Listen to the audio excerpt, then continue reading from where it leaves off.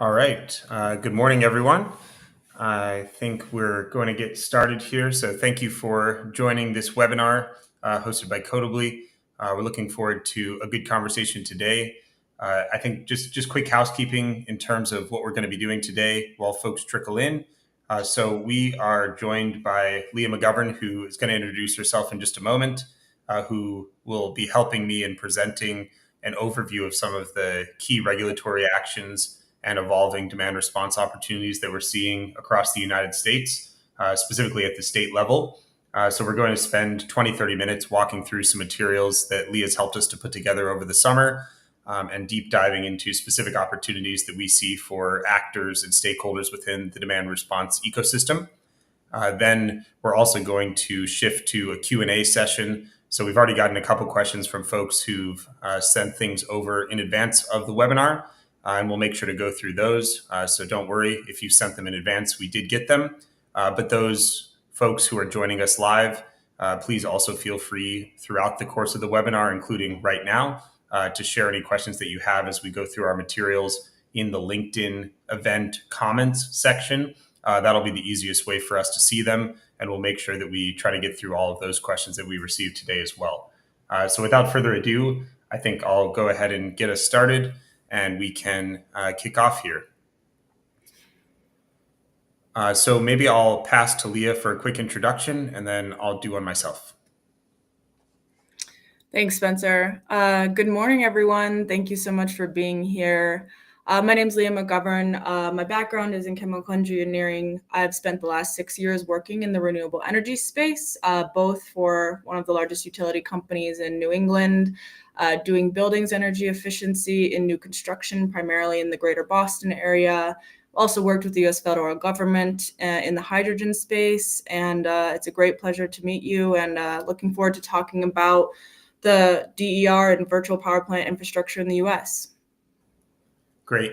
And I'm Spencer Borison. I've been leading many of these webinars in the past, so some of you may have seen me before. If not, I'll do a quick introduction to Codibly towards the end of the webinar, but want to dive right into the material that everyone is joined for right away. So I lead our renewable energy practice in the US, and Codibly is a global team of almost 2,000 people. So we work across renewable energy and e-mobility and have been doing so for about 14 years and do a lot within this demand response space. So excited to share some insights in some of the markets that we're tracking. And without further ado, I think we'll dive right into it. And before we do, just a reminder, if you do have questions, feel free to share those with us as you start to think of them in the LinkedIn event page comments section. So without further ado, over to you, Leah. Thanks. All right, so I'm going to go ahead and just dive right into what we spent this summer working on and really looking at a regulatory level. But I'm going to start really high level for those who might not be familiar with what a standard communication protocol is. So a communication protocol is just a set of definitions and procedures between a controller and an end device, allowing them to communicate with one another. So really, I think of it as like a set language, a common language for energy devices like inverters, electric vehicle charging stations, batteries, solar panels, and it allows them to communicate with one another, even if they are made by a different manufacturer. That's the general gist. It's just really a standardized communication form. There are many different standardized protocols across the US landscape. In this slide, I've really touched on 5 of the major ones that I see a lot in the research that I've done this summer. And you might already be familiar with quite a few if you work in this space. And they all are sort of slight variations of each other, but they often have overlap in their capabilities. So I'm just going to touch on each one. OpenADR is a major one that we see in the US regulatory space. It is for higher level aggregator level demand response participation, and it communicates messages that are more like overarching instructions, things like it might say reduce load now or curtail or something like that. And it generally is communicating with aggregators. A next major one you'll probably see a lot is the IEEE 2030.5 communication protocol. And this communication protocol is really focused on communicating with smart devices, giving info they need in real time. You'll also see within the I-2030.5 communication protocol CSIP, which stands for Common Smart Inverter Profile. This is really a conformance profile that tells implementers exactly how to use IEEE 2030.5, and it's for smart inverter applications. IEC 6185 was initially designed for substation automation, but it has expanded into extending capabilities in distributed energy resource standardized communications. And it's more of an information model, but again, it does allow devices to exchange interoperable data. Then the last two are SunSpec Modbus and DMP3. So Modbus communication protocols was initially for SCADA systems communication. Within that, SunSpec Modbus has simplified interconnection of DER systems. So you'll see that communication protocol is titled SunSpec Modbus, not just Modbus. And then DMP3 as well was initially for SCADA systems, and it still is primarily used for communication between like master stations and remote terminal units. So those are the 5 major ones you'll see. And as I delve into this presentation, I'm going to talk about where we're seeing those on a federal and state level requirement and what we're seeing more in the market. All righty. Okay, so in terms of regulations that are happening in the United States, I'm going to start with the federal level regulatory requirements we're seeing. So 2 major ones that are anyone in this market should probably be aware of, or if you're not, now's your chance, are through the Federal Energy Regulatory Commission, FERC. The first one is FERC number 841, which was approved in 2018. And really this opened the door for participation of electric storage resources and to participate in regional transmission organizations and independent ICE system operators. So RTOs and ISOs is what I'm going to say from now on.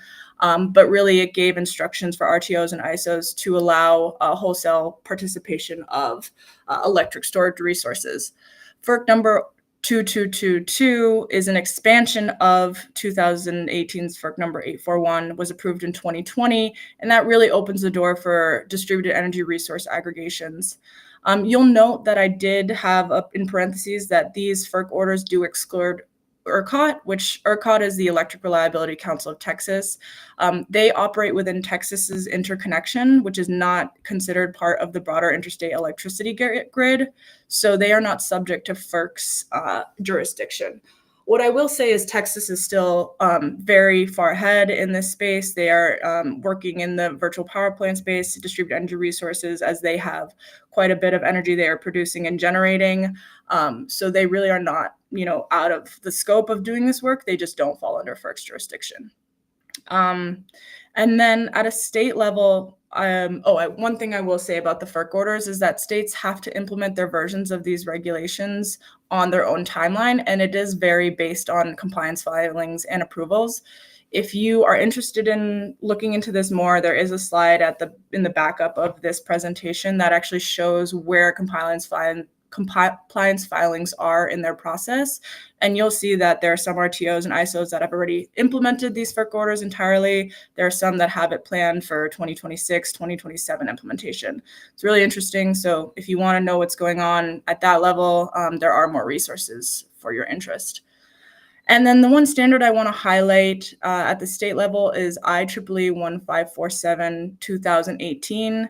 You'll see in clause 10 of the standard, it requires distributed energy resources support at least one of 3 major communication protocols. Those are DNP3, IEEE 2030.5, or Sunspec Modbus.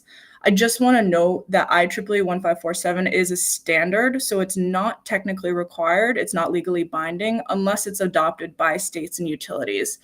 But you will see what we did find throughout our research is that a lot of states and utilities are implementing and adopting IEEE 1547, and I'll touch on that as I get further along in this presentation.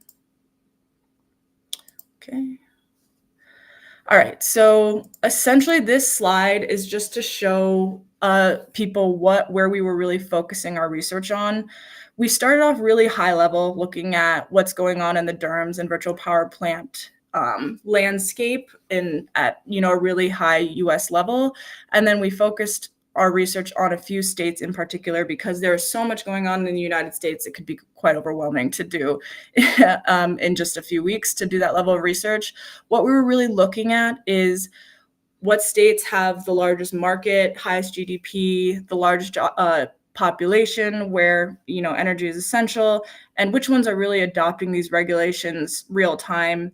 And we're really focused on states that are adopting these regulations early on because that provides a lot of opportunity for folks who are in the distributed energy resources, demand response, virtual power plant market. These early adopters are good for targeting and working with and providing support for integrating more participants in these programs. So you'll see I have about 6 states on here that we really focused on. The major ones I'm going to delve into are Texas, Illinois, Colorado, and then a few other states that have just major opportunities in this space. Again, this is not fully comprehensive. There is a lot going on outside the US. I also want to note that this map is a map of the IEEE 1547 2018 adoption. You can find this resource again in the back of the slide deck if you are interested to see where states are in their adoption of this standard. You can see also that some are adopting it at a state level, some are adopting it at a utility level.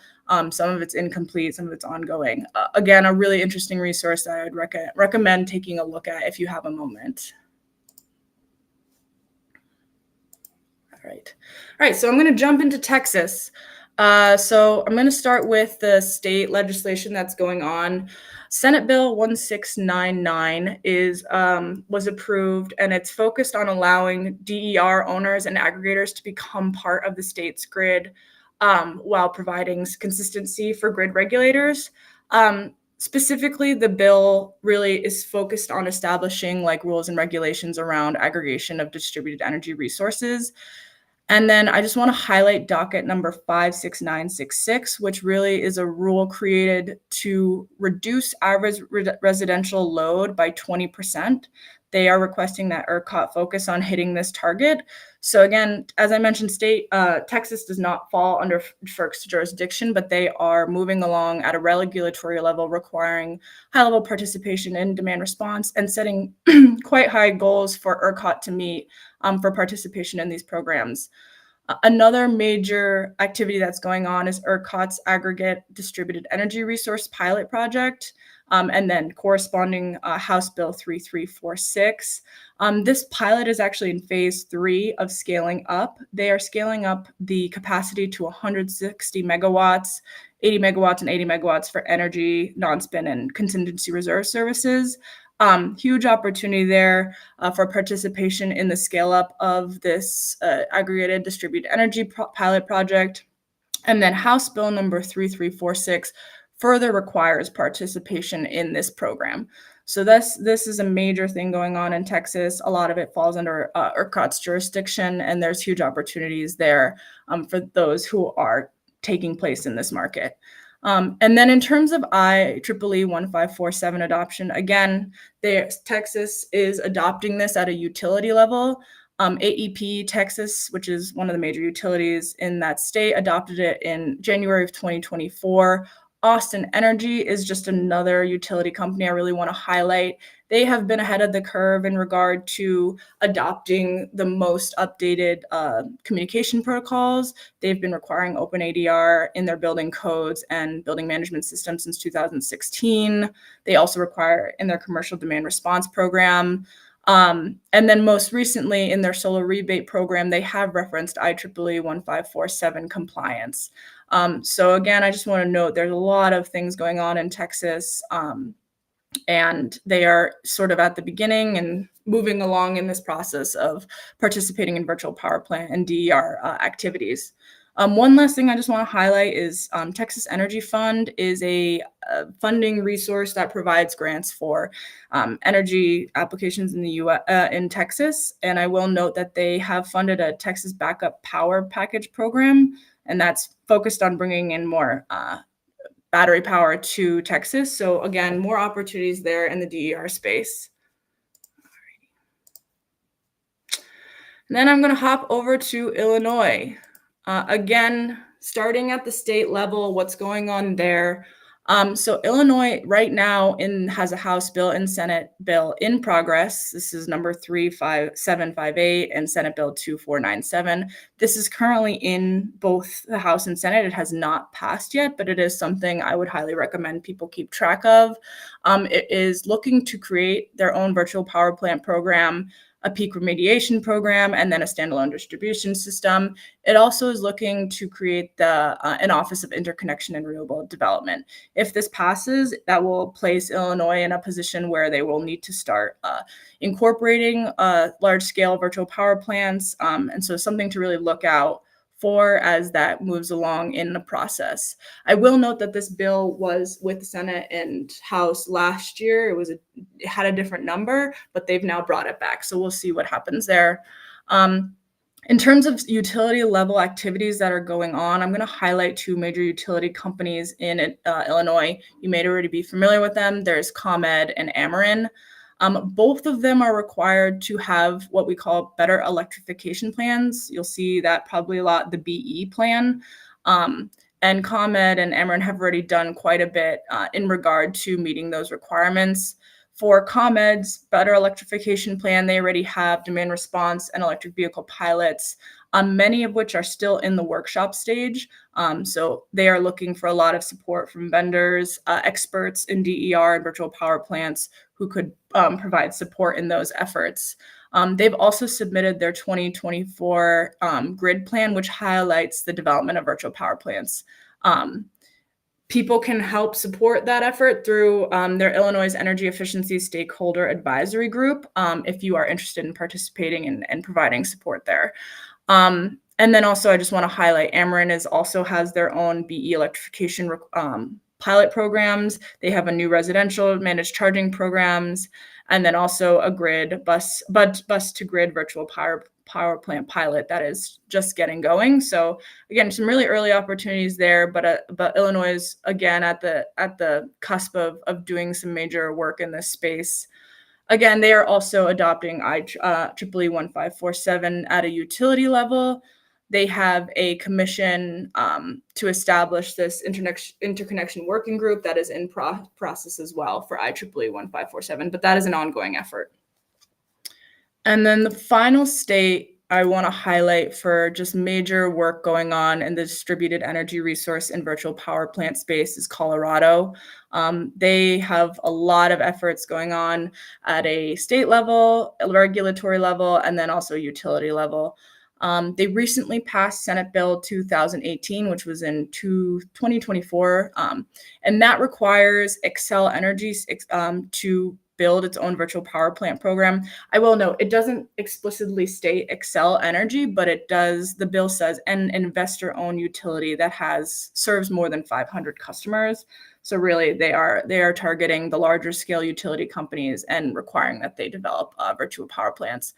And Xcel has been responding to this requirement I've listed all the dockets that are in response to creation of a virtual power plant program and execution. It is underway as we speak. And they are the latest docket is really increasing the funding for that virtual power plant pilot program.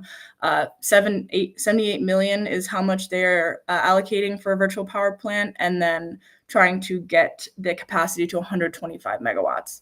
So huge opportunity there. Also under Xcel Energy's purview, there's the Public Service Company of Colorado, which is requesting, they are a subsidiary of Xcel Energy. They're requesting proposals for their own pilots to address distribution system planning, and that does include DER integration. So there are some smaller scale efforts going on, which would require support from experts to help them implement these programs. And then the last thing I want to talk about in Colorado is the Prime Virtual Power Plant effort. So that's going on in Boulder, Colorado. That is a pilot project that is being funded by the federal government. It's currently in the very early stages from the research that we were able to dig up on it. That could be a huge opportunity depending on where that goes. But yes, there is another virtual power plant that is explicitly being built in Boulder. And then just for IEEE 1547 adoption, you can refer to documentation for CCR 723-3 if you're looking to see the latest update on this adoption, but it does fall under the purview of the Colorado Public Utilities Commission. And it states that DER interconnection systems should be in compliance with IEEE 1547 by actually 2022. So the state is in the process of implementing these, the standard, and utilities in Colorado are adopting it for interconnection requirements. And then I'm going to highlight just other notable major opportunities and efforts going on in different states and areas of the United States regarding distributed energy and virtual power plant programs. And really, this is just opportunity for those who are in the market to work with these communities that might be early on or need some sort of technical support for implementing their programs. So in Washington, there is the Watt Smart Battery Program. This falls under Pacific Corp, which is actually encompasses quite a few utility companies, including Rocky Mountain Power and Pacific Power. So it's not actually just in Washington, but I'll just highlighting that state. This program is for the growth of battery technology for DERs, and it does require the IEEE 2030.5 communication protocol. So that's a program where there's a lot of opportunity, and there is a strong push to grow battery storage technology in the DER space. So that's one area to look at. In Massachusetts, there are some major utility companies developing grid-level DERMS pilot projects. They have already selected their DERMS aggregator, and they are in the process of working on integrating communication protocols. So huge opportunity there. Again, that's a grid level DERMS, not an aggregator DERMS, but it's a pilot level project that's happening out in Western Massachusetts. And then, of course, I'm sure people are very familiar with all of the efforts that are going on in California. Really, California generally is ahead of the game in terms of regulatory requirements, and sometimes much more in advance than other states, but I'll just highlight some of the things going on there. So there's Rule 21, which is an active regulatory requirement. It requires that smart inverters installed in California major utility jurisdictions, they have to comply with interconnection requirements in the IEEE 154 standard. So that's been something that's been going on in California for a while. I do want to highlight the Title 24 building code.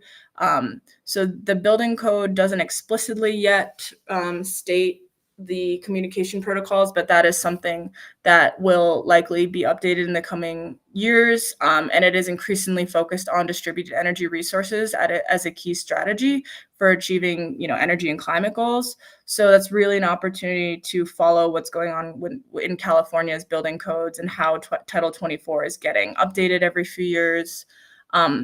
There's also Senate Bill number 49, which does require pool controls to meet communications standards. So that's actually active right now, and the application, the date for which this needs to be implemented is by end of September, for pool controls to be meeting communication protocol requirements. And then also, I'll just highlight PG&E has their seasonal aggregation versatile energy virtual power plant program, and that's in collaboration with Sunrun, and they have high targets for increasing capacity in the 2025 and years following. So there's a large effort there for that virtual power plant project under California. And then the last state I just want to highlight where there's a ton of opportunity is New Jersey. So Atlantic City's Energy's implementing now a demand response, direct load control program, and flexible load management pilot program. There are early stages, and they are at the beginning of developing their DR efforts. So that is definitely something I would look out for as well. Those are all of the other opportunities that I wanted to note, and that's really a summary of a lot of the research we did this summer to see where there's efforts going on and where there will likely be a need for support from DER experts, virtual power plant experts, those of us in this space. So just things to keep a lookout for.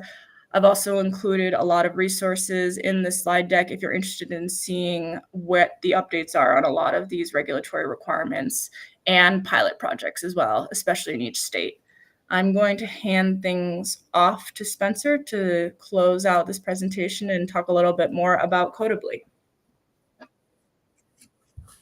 Yep, thanks, Leah, and great presentation. And just as a reminder for folks that are on the event right now, if you have any questions about what Leah's just shared or about what Codibly does in the market, feel free to post those questions in the LinkedIn comments page or tab within the events page, and we will get to that. We have 3 questions right now already, so thanks to those who have already shared, and we'll try to get to any others that pop in the meantime.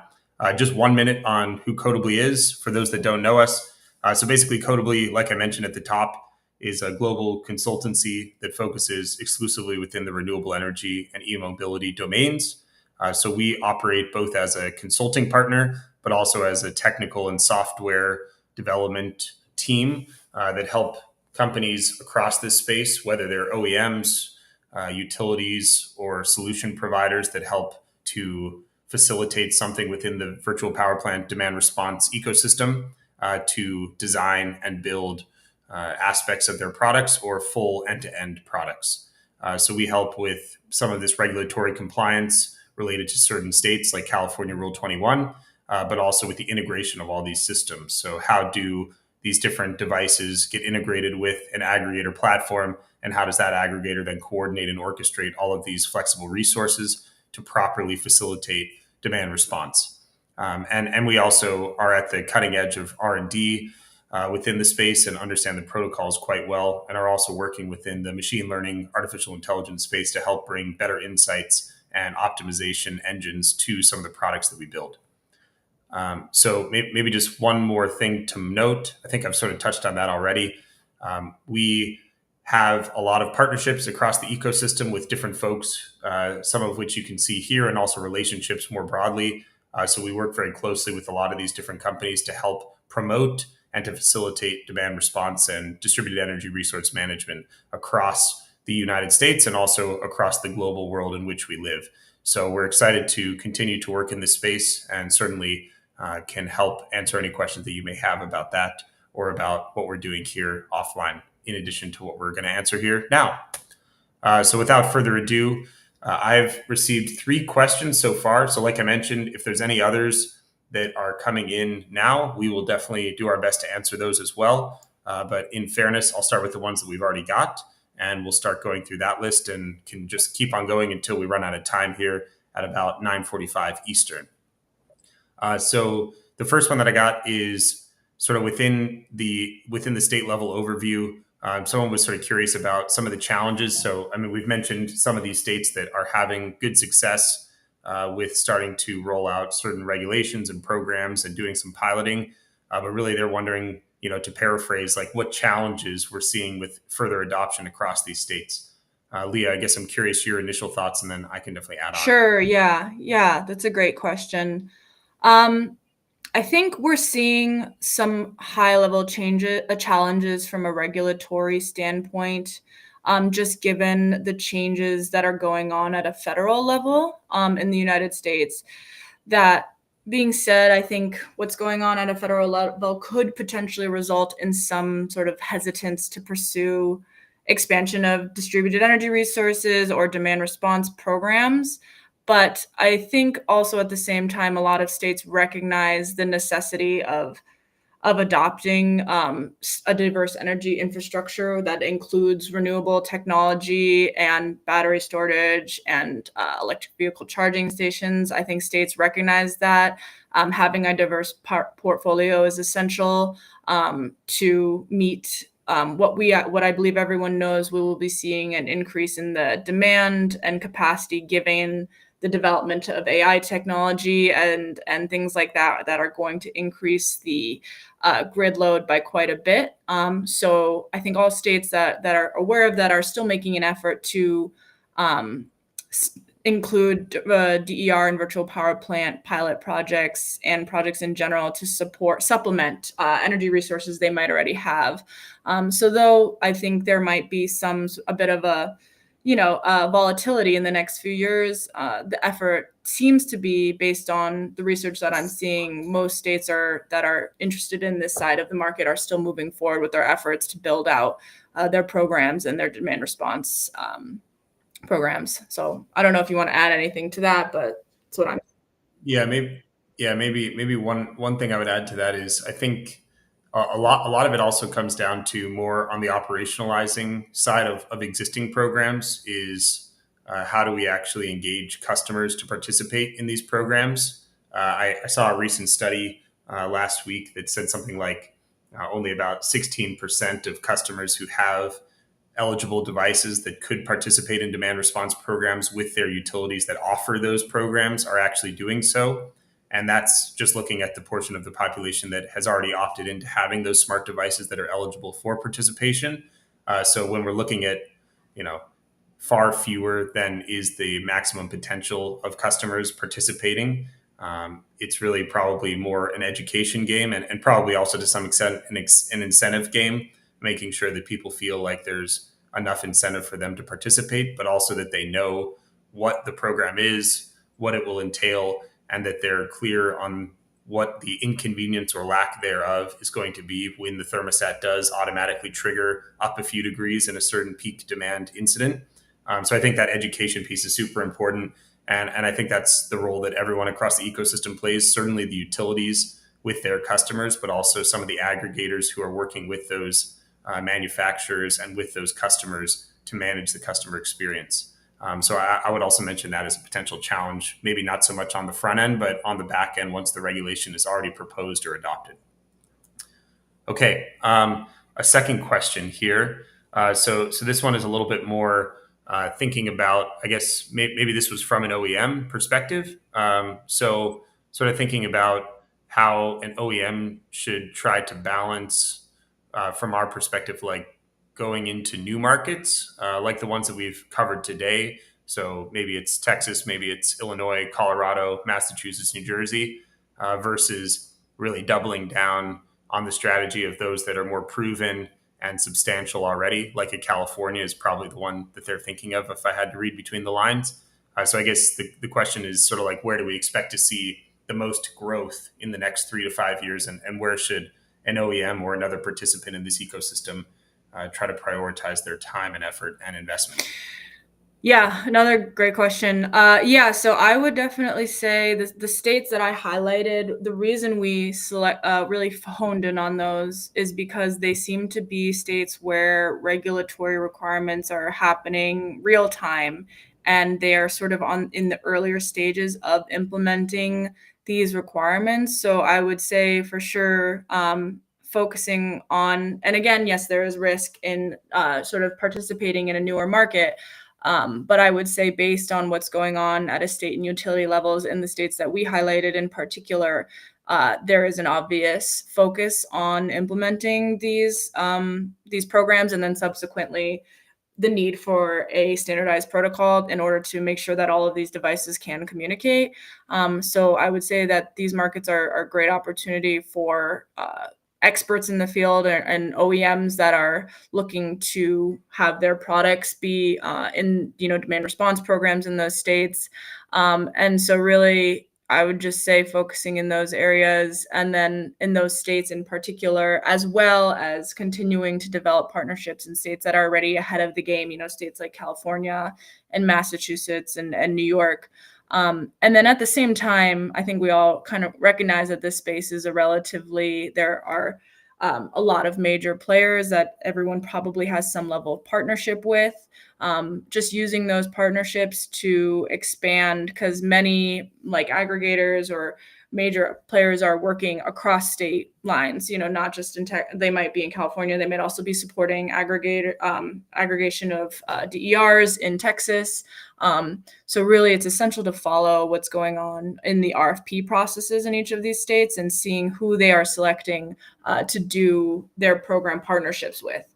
Because there's huge opportunity there to expand on already like who you're working with and just shift into a new market in that space. One other thing I will note is throughout this summer, I've seen a lot in regard to the IEEE 1547 standard and subsequently IEEE 2030 communication protocol. So I would say ensuring that your devices can integrate in particular with that, but of course it's best to have as a large portfolio of ability to communicate with different protocols. But that is one I'm seeing at a regulatory level coming up the most in this space. So just something to keep an eye on as an OEM to ensure that your products do at least meet one of those communication protocols. Spencer, I don't know if you want to add more to that. No, I think that's good, and that actually ties nicely into the third question that we got, which was sort of talking about the protocol landscape and whether there's one sort of smoking gun standard that will end all standards that OEM should just be thinking about, or others in the market should be thinking about, or whether it's something that you have to entertain or pursue multiple protocols to gain access to all the different programs. And I would say, I think Leah's right that this 1547 and the underlying IEEE 2030.5 standard that supports it is definitely one of the primary standards that we would recommend pursuing for those that want to gain large scale access to different programs and opportunities in this space.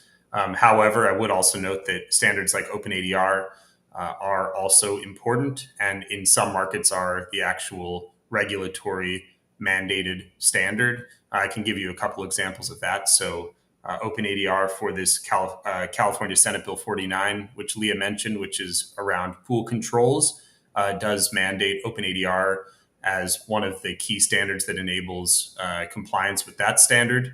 IEEE 2030.5 is not.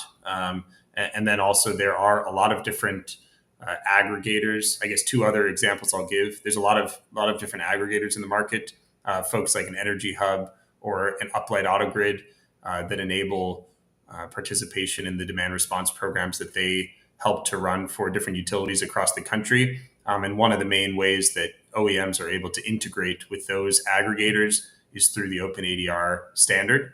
And that's typically not available with IEEE 2030.5 in the present day. So also maybe less from a regulatory perspective and more from an operational or opportunity perspective, that might also be worth considering OpenADR.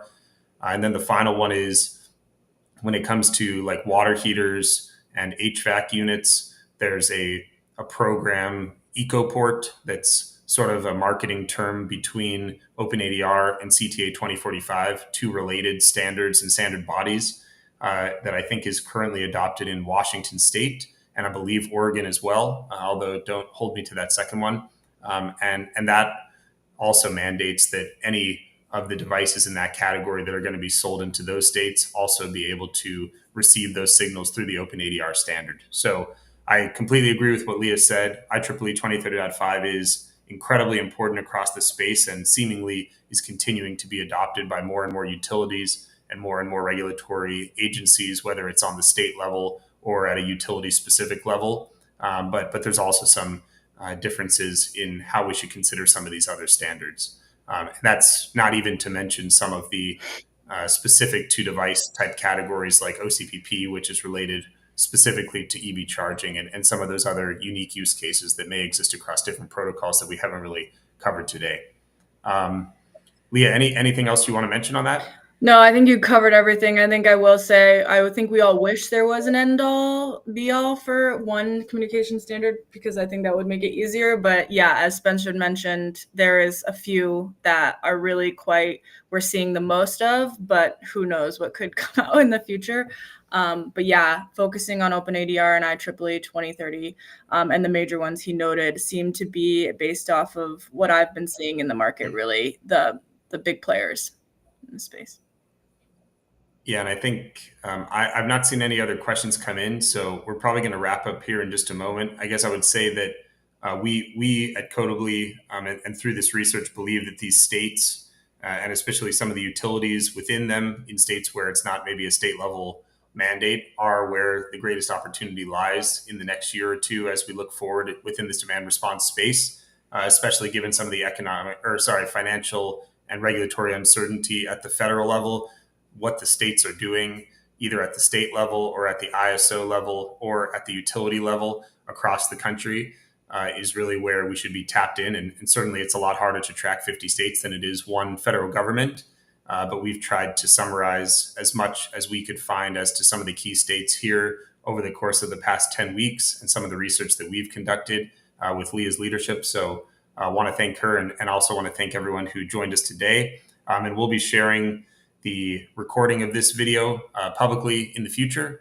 So please get in touch with us if you have any questions, and we'll also make sure that we can get back to you as soon as possible with that. So thank you everyone who has joined us, and I think we're going to close it here.